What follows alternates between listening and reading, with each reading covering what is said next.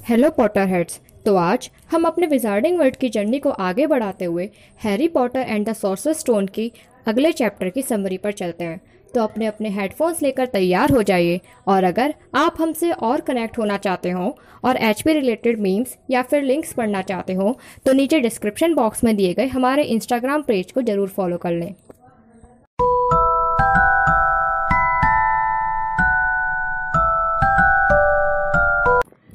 Chapter 8 जादुई काढ़े के टीचर। अगले दिन जब हैरी ने कमरा छोड़ा, उसी समय से उसके आसपास बच्चे उसे और उसका निशान देखने के लिए उसके पास आने का बहाना ढूंढ रहे थे। हॉगवर्ट्स बहुत ही विशाल महल था। इसमें 142 सीढ़ियां थी, कुछ चौड़ी, कुछ सकरी, कुछ हिलती हुई, कुछ शुक्रवार को दूसरे रास्ते ले जाती थी तो कुछ दिन कहीं और। कुछ दरवाजे जब तक नहीं खुलते थे जब तक उन्हें गुदगुदी ना करो, तो कुछ दरवाजों को खुलने के लिए मनाना पड़ता था। गरुड़ द्वार का भूत खुशी खुशी बच्चों की मदद कर देता था, लेकिन पिविज नाम का भूत बच्चों पर चौक कागजों से भरी टोकरी डाल देता था और अदृश्य होकर बच्चों की नाक भी खींच लेता था। पिविज से भी बुरा था तो चौकीदार आर्गस फिल्च। हैरी और रॉन गलती से उस दरवाजे को खोलने की कोशिश कर रहे थे जो तीसरी मंजिल के गलियारे तक जाता था। आर्गस फिल्च उनको तहखाने में बंद करने की धमकी दे रहा था। फिल्च के पास एक दुबली पतली बिल्ली भी थी जिसका नाम मिसेस नॉरिस था। अगर उस बिल्ली के सामने कोई भी नियम तोड़े तो वो तुरंत फिल्च के पास पहुंच जाती थी और फिर फिल्च 2 सेकंड में टपक पड़ता था। फिल्च को खुफिया रास्तों के बारे में सबसे ज्यादा जानकारी थी, सिर्फ वीजली भाइयों को छोड़कर। हैरी पर अब पढ़ाई का डर भी था, क्योंकि जादू सीखने का मतलब सिर्फ छड़ी घुमाना नहीं था। उन्हें हर बुधवार की रात को दूरबीन से आसमान में तारों और ग्रहों के बारे में पढ़ना होता था। हफ्ते में 3 बार महल के ग्रीन हाउस में जड़ी बूटियों के ज्ञान की पढ़ाई को एक मोटी जादूगरनी पढ़ाती थी। इनका नाम प्रोफेसर स्प्राउट था। सबसे बोरिंग क्लास जादू का इतिहास थी, जो कि प्रोफेसर विंस नाम का भूत पढ़ाते थे।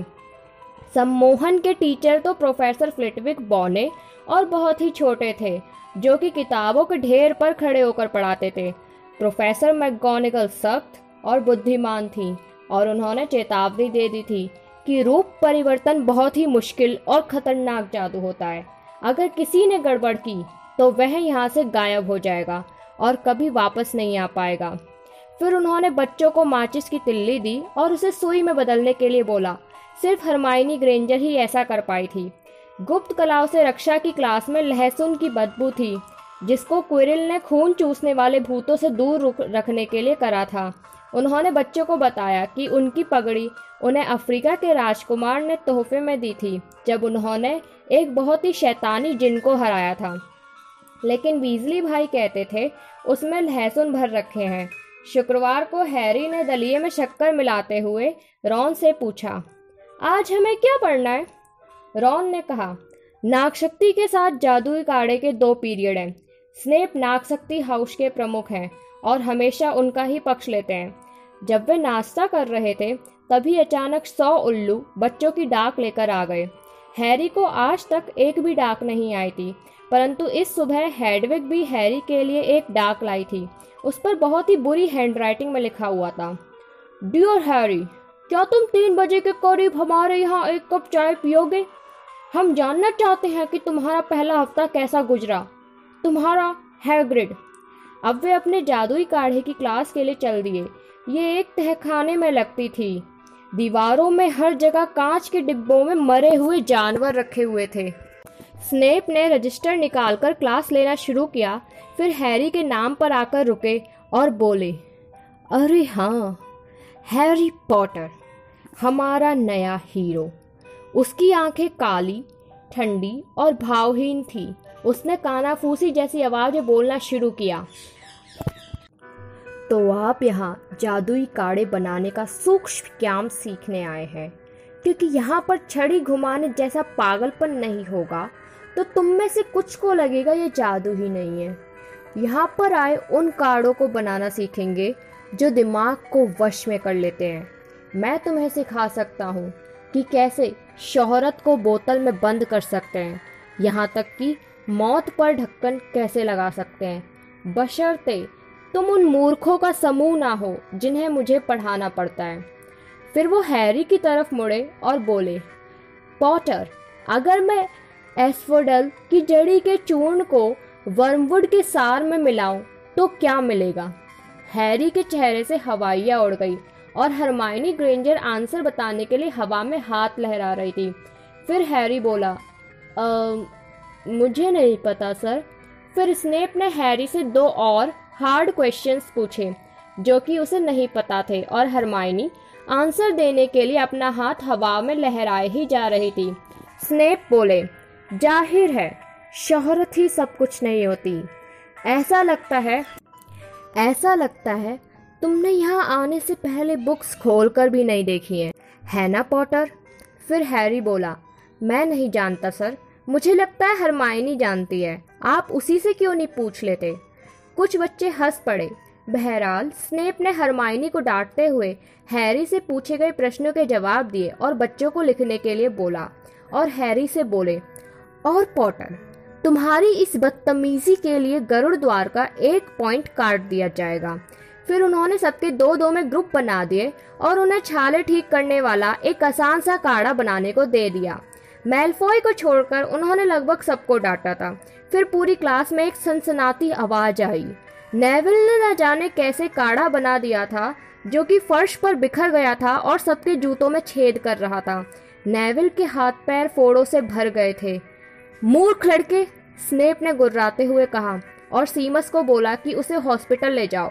फिर वो पॉटर की तरफ मुड़कर बोले, और पॉटर, क्या तुम उसे नहीं बता सकते थे कि कांटों को किस समय मिलाना है? गरुड़ द्वार का 1 और पॉइंट कम।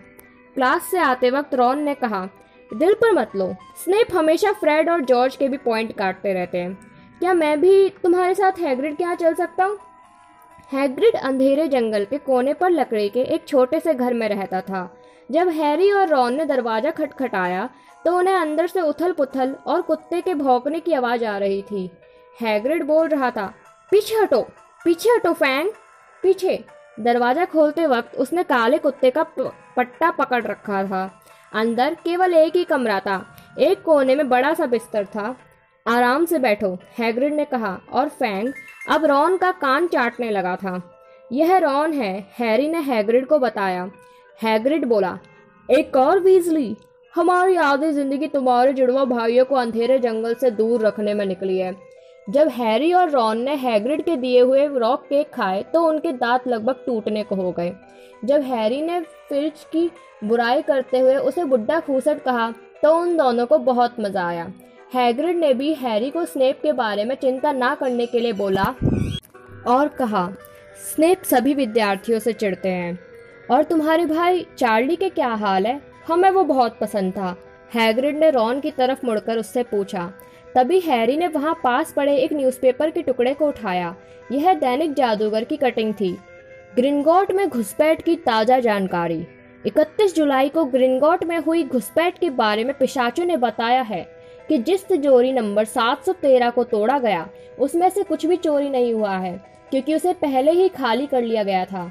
हैरी को याद आया कि रॉन ने उसे बताया था कि ग्रिंगॉट को लूटने की कोशिश की गई है। फिर उसने हैग्रिड से पूछा, हैग्रिड, ग्रिंगॉट में चोरी मेरे जन्मदिन पर हुई थी जिस दिन हम वहां गए थे। अब हैग्रिड उससे नजरें चुराकर रॉन को रॉक केक देने लगा। जब वो महल की तरफ जा रहे थे तब हैरी सोच रहा था, क्या हैग्रिड ने सही समय पर तिजोरी नंबर 713 को खाली कर लिया था? और क्या हैग्रिड स्नेप के बारे में कुछ जानता था जो वो हैरी को नहीं बताना चाहता था?